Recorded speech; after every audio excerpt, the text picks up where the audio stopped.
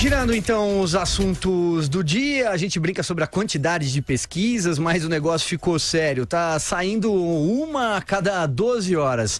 A de hoje foi divulgada no início da tarde, uma parceria do Ibope com a CNI, a Confederação Nacional da Indústria. Vamos aos números. Jair Bolsonaro lidera com 27% das intenções de voto. Fernando Haddad aparece em segundo com 21 pontos. Você que nos acompanha em imagens pelo YouTube e pelo Facebook, tem aí os índices na sua tela. Ciro Gomes é o terceiro com 12 pontos. E aí depois o segundo pelotão. Geraldo Alckmin o quarto com 8. Marina Silva tem 6 e João Amoedo aparece com 3. Vale destacar que todos os candidatos oscilaram dentro da margem de erro em relação ao último levantamento do Ibope, divulgado na segunda à noite. A região também continua parecida com Bolsonaro em primeiro, continua parecida com Bolsonaro em primeiro e Haddad na sequência. Nas simulações de segundo turno, o deputado perde para o petista. Ciro e Alckmin vencem, perde para o petista, para Ciro, para Alckmin e vence Marina. Talvez a grande novidade desse levantamento seja uma pergunta feita pelo Instituto. O Ibope quis saber dos entrevistados o que eles acham, quem eles acham que será o próximo presidente, independentemente da sua intenção de voto. Nesse caso, Bolsonaro marcou 44, Haddad 20, Ciro 8, Alckmin 7 e Marina 3. E aí, hein, Vera, uma pesquisa muito parecida com a anterior, né? O Ibope mesmo já fez uma pesquisa esta semana para o Estadão e para a Rede Globo com números bastante parecidos. O que eles trazem aí de diferença é um ponto para lá, outro para cá, entre Bolsonaro e Haddad. E o Ciro, acho que oscilou um pontinho também para cima, mas elas não são comparáveis. Pesquisas, mesmo sendo feitas pelo mesmo instituto, mas com bases diferentes e com metodologias diversas, perguntas diversas, elas não são comparáveis entre si. Então, essa pesquisa mostra um cenário mais ou menos estável, um cenário que aponta para um segundo turno entre Jair Bolsonaro e Fernando Haddad, ambos com rejeição elevada e ambos com um segundo turno que ainda é um pouco nebuloso, Silvio. Houve uma outra pesquisa também hoje do Instituto Paraná para a revista Cruzoé. E ela é um pouco diferente nas simulações de segundo turno. A principal diferença dela é essa. Acho que a gente não convém a gente ficar dando todos os números aqui, porque cansa um pouco o ouvinte realmente. O cenário é mais ou menos o mesmo. O que ela difere? Na pesquisa do Ibope, Jair Bolsonaro tem mais dificuldades no segundo turno. E na pesquisa do Instituto Paraná, ele vence a maioria dos confrontos de segundo turno, inclusive contra Fernando Haddad, só perderia para o Ciro Gomes. No do Ibope, ele só ganharia da Marina Silva. Isso é uma chave aí importante para a gente decifrar nas próximas semanas.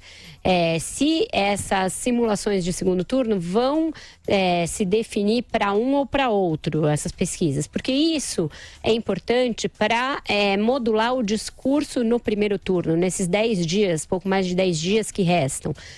A campanha do Bolsonaro está intensificando a onda para que ele seja eleito no primeiro turno, justamente para que se evite esse segundo turno em que o PT costuma ser forte, costuma mobilizar o Nordeste, costuma se reorganizar em Minas. Então, essa pregação de vitória do Bolsonaro no primeiro turno, que pode esvaziar ainda mais os oponentes, pode vir com força nos 10 últimos dias da campanha, agora com ele fora do hospital, deve sair na sexta-feira, podendo participar do debate se quiser, né? Se quiser participar do debate próprio da Record, talvez, ou já no da Globo, que é o último, no dia 4. Então, a gente vai ver se tem um sprint final ainda a ser dado pelo Bolsonaro, ou se o crescimento da sua rejeição e a forte oposição que os adversários e alguns movimentos fizeram contra ele, vão ter realmente o condão de brecá-lo, estacioná-lo e levá-lo ao segundo turno, que provavelmente será com o Fernando Haddad. Não vejo nos adversários um punch para dar um estirão nessa reta final, a não ser que acontecesse uma catástrofe, um fato novo, bombástico, que eu não estou vendo no horizonte. Andreasa, e aí, em cenário cristalizado, então, estamos a 11 dias das urnas. Cenário cristalizado, talvez indicativo de algum grau de desaceleração na ascensão do Fernando Haddad, muito dependente de conseguir minguar ainda mais o Ciro Gomes. É uma expectativa que eu tenho, se o Haddad tem fôlego nessa posição confortável que se encontra caminhando para o segundo turno, se ele conseguiria crescer, para tanto precisaria, como eu disse, roubar algo da carne hoje estacionada no Ciro Gomes. O Jair Bolsonaro, talvez a gente possa defini-lo como estagnado, ou com um crescimento mais lento, doravante, também pudera, nessa altura do campeonato, a depender das pesquisas, quase com 1/3 do eleitorado. É evidente que seu crescimento seria restrito. Uma coisa que eu tenho tentado estudar agora, avaliar agora, são as possibilidades de o Jair Bolsonaro ganhar a eleição no primeiro turno.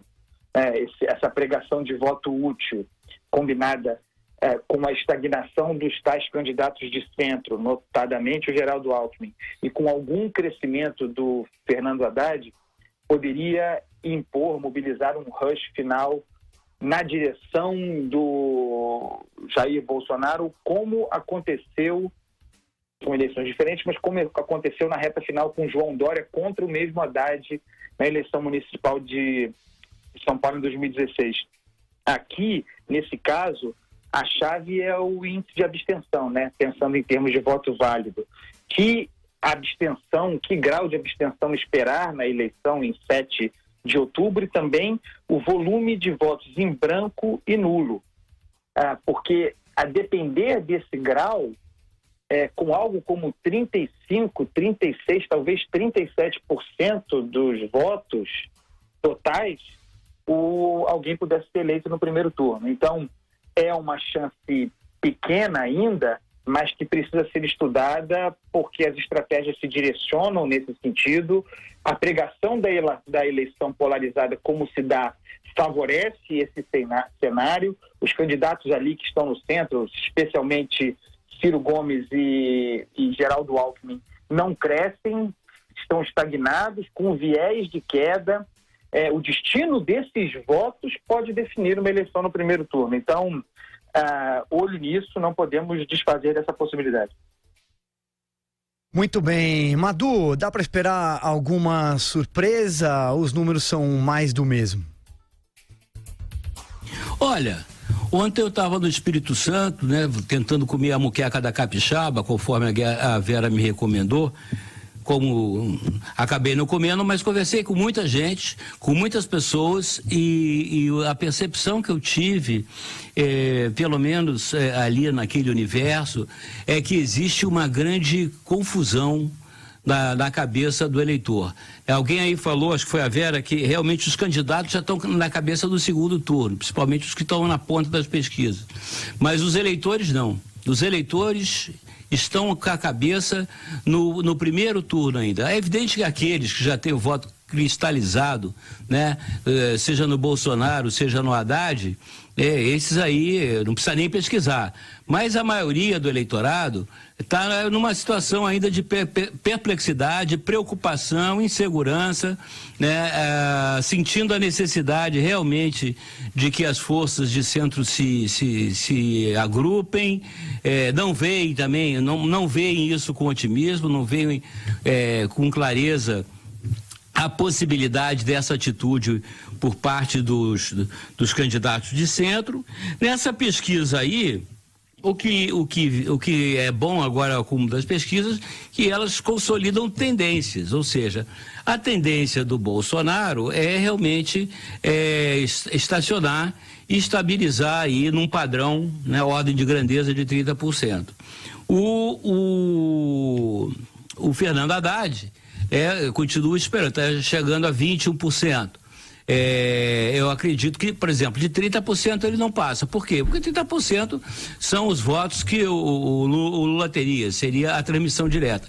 Aí você poderia ter uma adesão, né, de candidatos anti-Bolsonaro, que poderiam ser teriam os mais diversas origens, né, o chamado voto útil. Mas eu acho que isso não está ainda na cabeça do eleitor. O eleitor procura ver, averiguar e ver possibilidades de ter um segundo turno diferente desse que está se afigurando aí, de polarização, de radicalização, principalmente porque as pessoas intuem, né, que independente do resultado do segundo turno, né, o Brasil contrata realmente, de fato, uma crise.